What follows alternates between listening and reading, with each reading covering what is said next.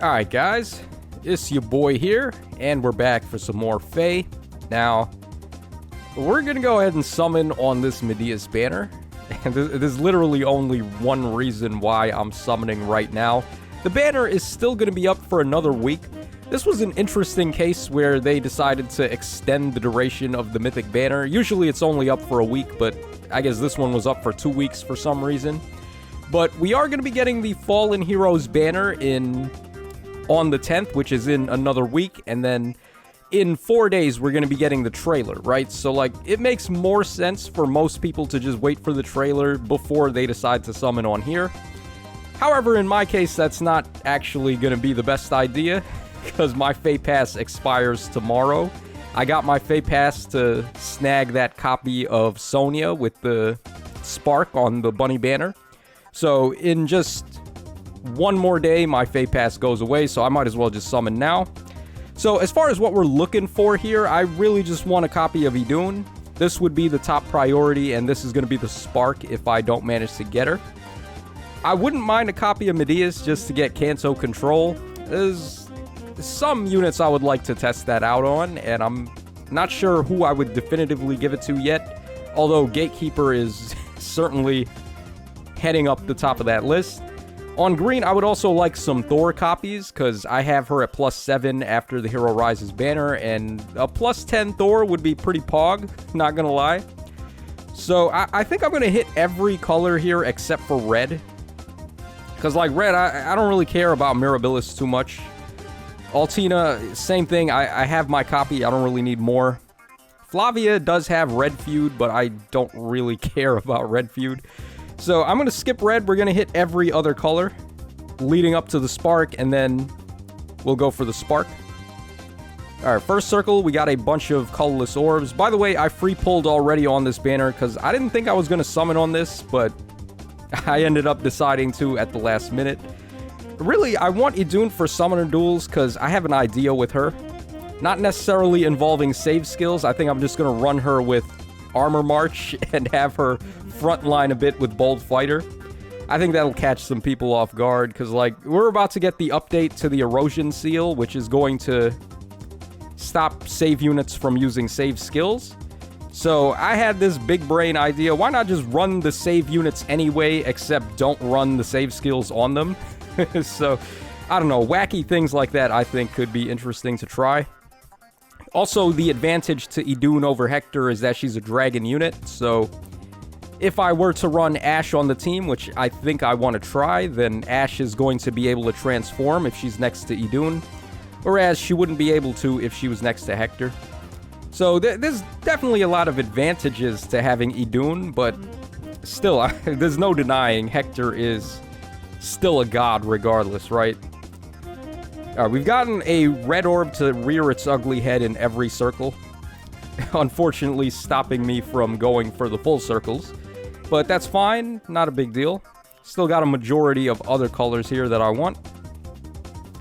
Alright, we got a Muriel there. Muriel has attack speed ideal, I think. Let me just double check that. I'm fairly sure she did, right? Yup, okay, so the one time Insys decided to give us the goods as far as demote unit fodder skill, right? Like, typically when they give us fodder skills on the demote units, at least the ones that are in seasonal locked, they tend to be pretty wonky and janky. I don't know what the deal is with that either. Like, why are they holding the good skills hostage like that? Is there any real reason? Like, are they thinking it's going to be too overpowered if we can give our Gen 1 units actually good skills as opposed to, like, whatever they could be? Usually they be putting nonsense on the 4-star demotes, unless it's a seasonal where they get stuff like Special Spiral and solo skills and what have you, really good stuff there. I don't know, I couldn't tell you why they decided to shaft the 4 stars so badly. And the 4-star shaft has been starting to leak off into some of the 5 stars too. Like we've seen with Arthur from the whatchamacallit banner, the Ascended Marita banner, and was Arthur on the Ascended Marita banner? No, he was on the Ascended Ishtar banner. On the Ascended Marita banner, we had Galzus, who was another, like, unnecessarily nerfed 5-star. I don't know why Galzus or Arthur don't have perf weapons. Just doesn't make any sense, especially since they're 5-star locked. Like, why? I can okay. I don't actually understand why they shaft the 4 stars, but I can kind of understand why, because maybe having easy access to good skills is too much. But, like, why do that to a 5-star? If the unit is 5-star exclusive and they're a premium summon, why shaft them? It just doesn't make any sense to me. So, also, if you're a big fan of Galzus, or if you're a big fan of Arthur, and let's say you've been waiting on them forever to get added to the game, and you saved all your orbs just for them, and then they finally release, and they have shafted kits, isn't that gonna suck? Like, how bad would you feel about that? Like, here you are waiting for your favorite to just go ahead and plus 10 them on the spot and spoil them with premium skills, and they don't even come with their own weapon. I don't understand why they would do that. It's only just losing them money, because you think about it, the better the 5 stars are, the more incentive that gives us to summon, right? So, like, if they be dropping these dope 5 stars, then that just gives us more reason to want to summon on the banners and spend money and spend orbs, which is what they want, right? So, like, I seriously don't understand what the reason is to shaft the 5 stars of all things. But, yeah, kind of a bit of a tangent from these summons here, although we're pulling doo-doo here. We haven't gotten any 5 stars yet, and just a bunch of wonky 4 stars. Alright, at least the red orbs have stopped showing up, though, so we can happily just hit this full circle here. Oh, we got Karen, okay. In typical Karen fashion, she shows up as a 3-star, right? But that's my first copy of her. What was her weapon again? Let me just take a look. Allied Lance gives attack and defense up 4 to allies in 2 spaces and to herself if she's in 2 spaces. Alright, so it's just joint drive attack and defense built into a weapon. I would have built Karen, but I like Marcia more. So, if I were to get more copies of Marcia, she would be my recent Lance Flyer of choice to go for the plus 10. Oh, okay, we got our first 5-star there. We got Fallen PM1 in the flesh. Okay, so I've already summoned him prior to this. He does have Green Dual Cavalry 4, which might not be too bad on the Hatari Azura. Unfortunately, I didn't get enough copies of her to plus 10 her from the Hero Rises banner. He has Flow Refresh, which could be interesting on some units. And then he's got Attack and Defense Menace. That's probably the fodder I'll take him for. Plus speed, minus HP, not necessarily the best IVs, but we'll lock him up. I'll figure out what I want to do with him later. That is a far cry from the Thor, though, that I was trying to get. Alright, there is a Niles, looking pretty good with that Resplendent Art. So, if you guys summoned on this banner, let me know in the comments section how you did. What were you aiming for? Were you trying to get that juicy On Guard for defense? Were you trying to get Kanto Control? Or were you trying to get one of the other units? Let me know in the comments section down below so I can see where everyone was aiming their orbs at. But as for me, like I said, I'm just going for that Ascended Idun. Could also use that Broccoli Floret that she gives out, because I've completely ran out of my stock of them. But to be fair, I have actually skipped a lot of the Ascended heroes. So I skipped Marita, I skipped Joshua, I skipped Idun when she came out, and I've obviously not summoned Ishtar. So that's just 4 Broccoli Florets that I've missed out on that I could possibly be getting. Alright, we're very close to the Spark at this point. No copies of Idun or Medeus in sight, so I'm probably going to have to Spark one or the other. Just hoping for a last bit of luck before we get to that Spark so I can possibly get both if possible. Alright, there is a Resplendent Shanna. Sure. Alright, come on. We need to see that Idun here.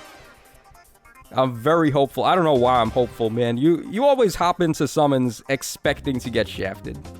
Because, like, as soon as you pull out hope and you're thinking, oh, I'm going to get the awesome thing that I'm trying to get, that's when you get shafted there. So you got to pull reverse psychology, right? You got to go in expecting the shaft as opposed to expecting the best. Alright, we only need one more summon to get the spark. I'm just gonna go ahead and pull this blue one. We're gonna skip out on the green orb here. Alright, we got an Able, sure. Alright, so let's hop out and... Oh. Oh, man, I totally goofed it. I was supposed to hit that green orb, because... whatever. Alright, we'll just hit this blue one here. I was one shy of the 40 out of 40. I didn't realize that's how it worked. I thought after you summon, the counter goes up. I didn't realize it goes up while you're selecting the orb. Alright, not a big deal. So let's go ahead and spark, and like I said, we're going to take Idun. I would have liked to get Medeus, but, I mean, there's not really much I can do with him. I don't have a whaled up defense team with safe skill armors, so I wouldn't be able to do the on-guard defense that I think is probably going to be the way to go. And Kanto control, it seems pretty interesting, but I also don't feel like it's a must-have or anything like that, so I'm not too fussed that I didn't get him, but I really just wanted Idun for this, so I could do the thing that I said earlier and play her in a different way than people have normally been doing. So that's going to wrap us up for these summons. Let me know your thoughts in the comments section down below. What do you think of Medeus and Kanto control? And have you actually tried using Kanto control? Has it been effective for you? I feel like now that we've gotten the update to the erosion seal, I feel like we're about to get a passive inheritable skill that negates save skills as well. So they released On Guard as a way to kind of like bait us. So they did this thing here to make it look like save balls on defense were going to be the way of the future. And then immediately, like a couple days later, they showed off the erosion seal upgrade. So imagine plus 10ing Medeus and then thinking, oh, I'm going to have this decked out save skill defense team that no one's going to be able to beat because I can negate the bolt trap with On Guard and negate the bolt tower and such and such. But then come like next month, we're going to have negation of save skills. So I don't know, man. They just like to release problems and sell us the solutions, in the words of Wylia. So that's going to wrap us up. Hope you guys enjoyed the pulls, and I will catch y'all again on the flip side.